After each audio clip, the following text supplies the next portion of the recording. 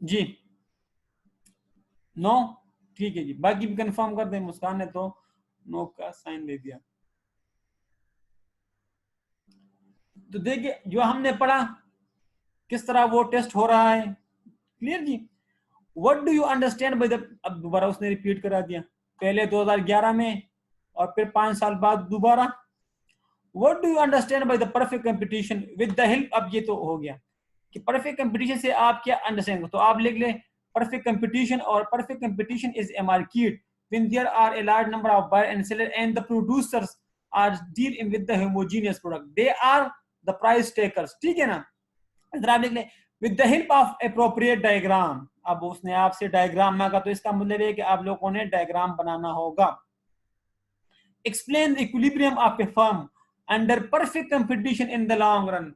अब देखो भाई मेरे, कि उसने कहा कि एक्सप्लेन कर लें और equilibrium of firm under perfect competition, तो भाई है परफेक्ट कंपटीशन और वो भी है लॉन्ग रन।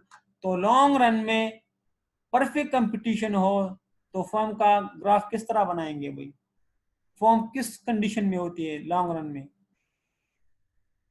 कितनी कंडीशन है फॉर्म्स की लॉन्ग रन में और किस कंडीशन में होती है।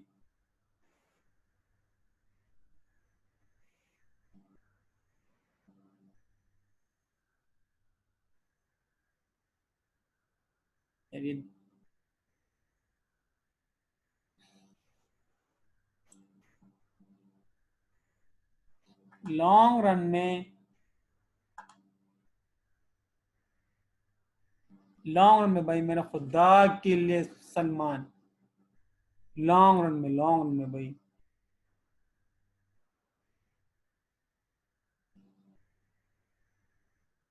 जी सलमान भाई में लॉन्ग रन में एक ही कंडीशन है भाई, परफेक्ट कंपटीशन में लॉन्ग रन में एक ही कंडीशन है और वो है नॉर्मल प्रॉफिट का, ठीक है जी। तो आप जो अभी मैंने करवा दिया, ठीक है ना, इट्स ओके यार, कोई गलती करेंगे हम ब्लंडर मारते हैं तो आप तो बच्चे हो जी, कोई मैं सिर्फ तो समझाने की कोशिश कर रहा हूँ, ठीक है। तो आप लोगों ने वही डायग्राम बनाना है, ठीक है, बना दूं कि बना लेंगे आप लोग।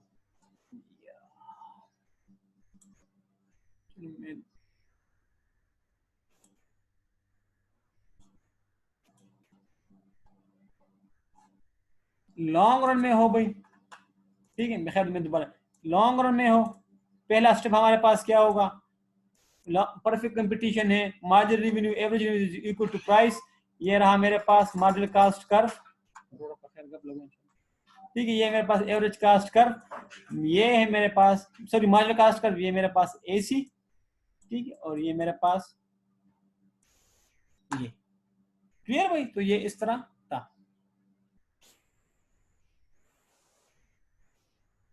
Describe the form equilibrium under perfect competition in the short run with the help of, अब ये देखो 15 नंबर का सवाल, लेकिन आईके वाले इस तरह का नहीं है, सीएमए में था इस तरह, वो इतना ज्यादा नहीं पूछते यार, वो आपसे इस तरह एक एक करके पूछेगा, वो 8 से 10 मार्क का सवाल पूछेगा, ज्यादा नहीं। एक्सप्लेन, ये आप देख लो, वही चारों फॉर एग्जाम्पल 5 हो जाएंगे ना, 4 शॉर्ट रन के और एक नॉर्मल प्रॉफिट लॉन्ग रन का। Explain with the help of diagram the shut down point, अब देखो इस तरह वो एक एक पूछता है, एक एक पूछते हैं, देखो शट डाउन पॉइंट आपको पता है जी, ये भी आप कर दें तो आप कर लिए, पास पेपर सॉल्व कर दें, क्लियर जी। और ये गाना का वो चार्टर्ड अकाउंटेंट इंस्टीट्यूट, उसमें भी with the help of diagram show the perfect competitive industry the typical earns only normal profit in the long run, तो लॉन्ग रन वो आपसे लॉन्ग रन मांग रहे हैं, लॉन्ग रन में प्रॉफिट किस तरह कमाते हैं, तो भाई ये था आपका परफेक्ट कंपटीशन। तो काइंडली ये सॉल्व कर दिए सवाल, खास कर आई के वाले तो बिल्कुल सॉल्व कर दे आप। ये गाना पता नहीं, ये उसका कोई इंस्टीट्यूट ऑफ चार्टर्ड अकाउंटेंट होगा गाना का, क्लियर भाई, तो ये उन्होंने वहां से उठाए हुए सर ने, ये होगा कहीं से, हमें अपने पाकिस्तान की फिक्र है। सही है भाई, तो काइंडली ये आप लोग कर लें, हमने परफेक्ट कंपटीशन कर लिया, और कल इंशाल्लाह हम कर लेंगे मोनोपली, तो उसको भी कल फिनिश कर लेते हैं। तो अगर आप, थोड़ा सा ये टेक्निकल था, तो अब आप पूछिए, शाबाश, अब हमें सवाल टाइप करते जाएं।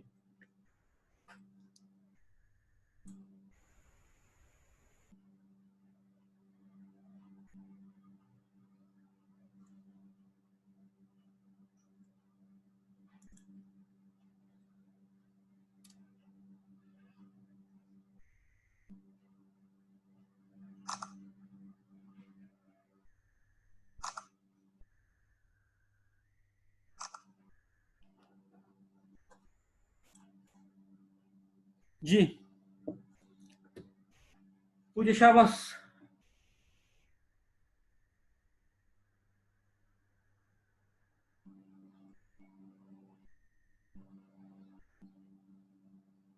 हाँ, इसकी वजह ये है अजहर कि देखो लॉन्ग रन तो शॉर्ट रन से होकर गुजरता है ना, छोटे छोटे शॉर्ट रन। तो शॉर्ट रन में क्या होता है, कभी सुपर नॉर्मल प्रॉफिट, कभी नॉर्मल प्रॉफिट, कभी शट डाउन पॉइंट, ठीक है ना, और कभी नॉर्मल लॉस।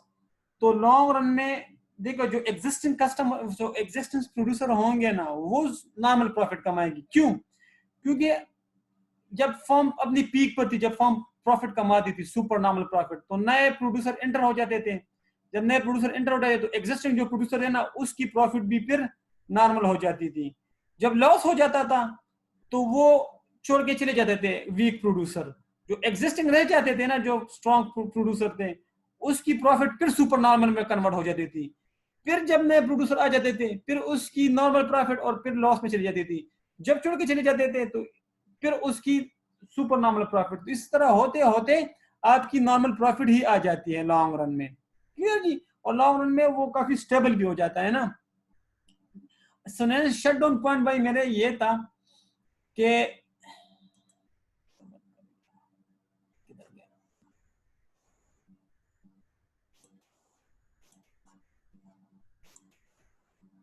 तो इसलिए इसमें नॉर्मल अगर नॉर्मल प्रॉफिट इसलिए होता है भाई।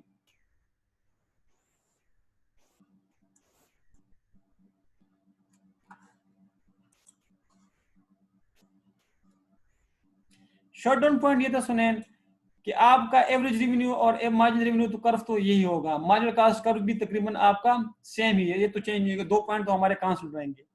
जब हम शट डाउन पॉइंट की तरफ आते हैं तो हमारा जो एवरेज कास्ट कर्व होता है ना, एवरेज कास्ट कर्व, ये एबो होता है एवरेज रेवेन्यू कर्व के। आपका एवरेज कास्ट कर्व आपके एवरेज रेवेन्यू कर्व के एबोव होता है। अब याद रखें आप, अगर आपका ये एबीसी इधर हो, एबीसी इधर, और आपका एसी कर्व इधर हो और आपका एबीसी, तो ये एक नॉर्मल लॉस का पॉइंट होगा जो कल हमने कराया था।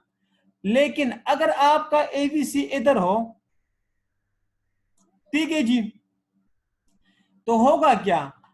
इसका मतलब ये है कि आप इतना रेवेन्यू जनरेट करते हैं कि सिर्फ आपका वेरिएबल कॉस्ट फुलफिल हो रहा है, जबकि फिक्स कॉस्ट जो इसका जो डिफरेंस है, फिक्स कॉस्ट वो फुलफिल नहीं होता।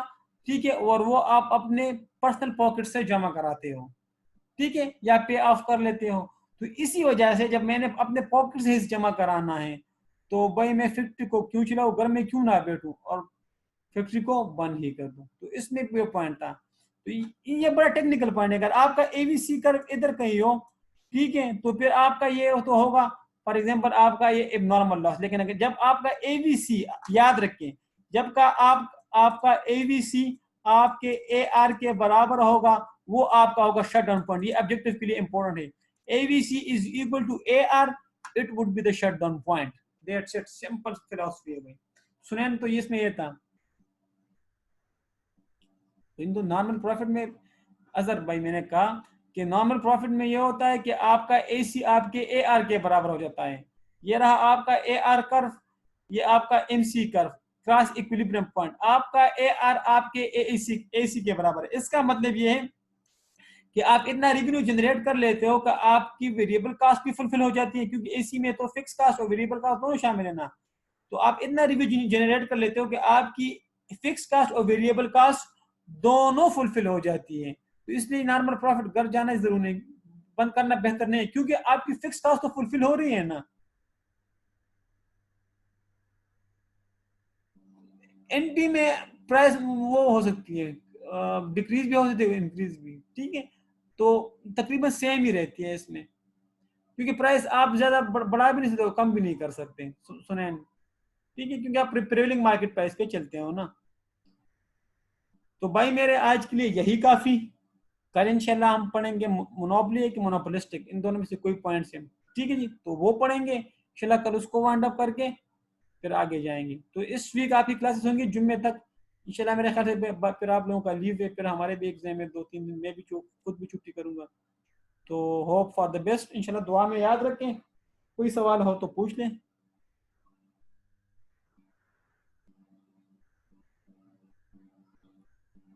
जी, और कुछ?